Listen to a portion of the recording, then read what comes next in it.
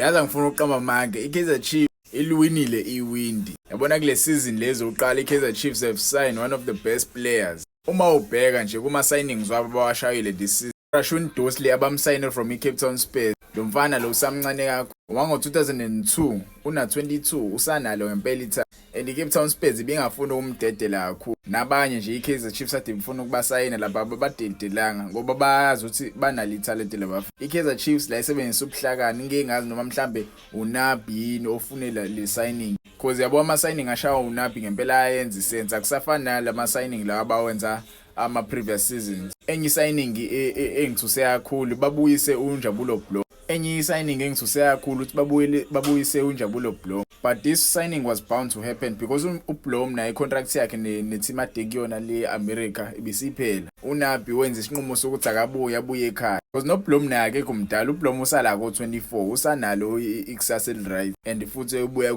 kwiparent club yakhe iKaizer Chiefs. Asisiza ngoInacio Miguel. Inacio Miguel umdlalo osuka le kwiclub ekuthiwa iPetro Luanda. Le club ladidlalelo umdlalo wePirates uGilbert. Le club le inayo experience kwiChampions League na kwiAFL and lo mjida lo was one of their best defenders. iKaizer Chiefs imlandile le una 28 years old ayekho mdala leyo ndlela for idefender because ama defender amaningi manje experienced ala ko 30 plus bo yena bamlande ngo 28 ena 28 idlalela le team le iPetro Luanda yaseAngola. For me this was a good signing too.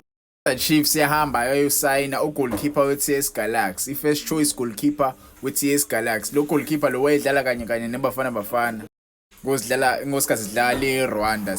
Izibafana ishawa eRwanda. He was the goalkeeper during that game. And angifuna uqamba manje uyavimba impela umfana has talent and angaya ko challenge lapho Peterson banalo angaya ko challenge uPeterson beno Bruce Bvuma. And again this is a good signing ngempela because babhekile ukuthi ikephi la abashoda khona ikephi la abaleka khona because i-goalkeeping department yeKaizer Chiefs ayikho right. Babheka futhi ku defense yabo balande 2 center backs and babheka esiswini khona Omar nobani labo lawadlala esiswini abekho right badinga a proper number 6 nakhona esiswini because no mthetho nje abekho on par. Balanda uGaston Sirino. Gaston Sirino ube free agent esathanda kuphuma kuMamelodi Sundowns. Gaston Sirino abaningi bayamanza ngifuna ukukhuluma kakhulu noSirino. uSirino i-signing enkulu kakhulu for iKaizer Chiefs uyadlala lo mjide lo.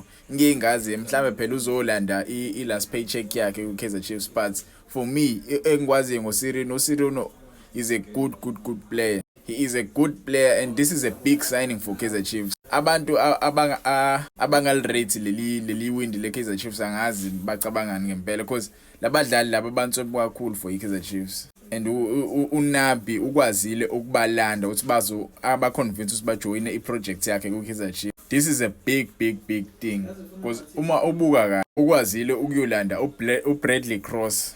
uBradley Cross odlalela iGolden Arrows. Lo mjide lo is one of the best left back ekhona kwi-league. Mengithi one of the best angisho ukuthi phela the best but indlela adlala ngayo mfethu uNtswembu lo mjida lo.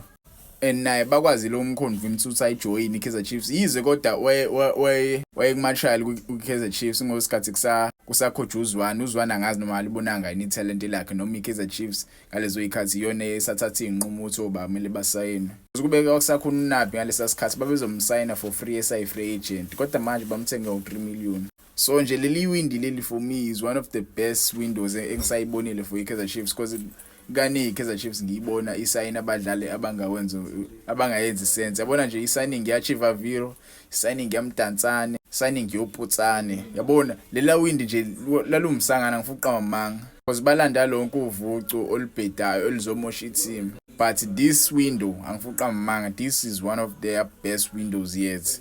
Maybe ezoqhubeka kanje uNabi umkhumbi wakho ngempela ngathi uzosayila.